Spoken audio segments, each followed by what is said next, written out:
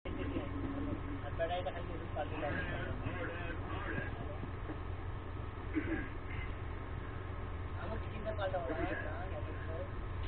থেকে 18 বছর আগে আপনি সাব ইন্সপেক্টর ছিলেন না? জি। এই 18 বছরে সাব ইন্সপেক্টর থেকে ইন্সপেক্টর হওয়ার গতিটা তেমন ভালো ছিল না, তাই না? আমার প্রমোশনের সাথে এই কেসের কি সম্পর্ক? হ্যাঁ, অবশ্যই সম্পর্ক আছে।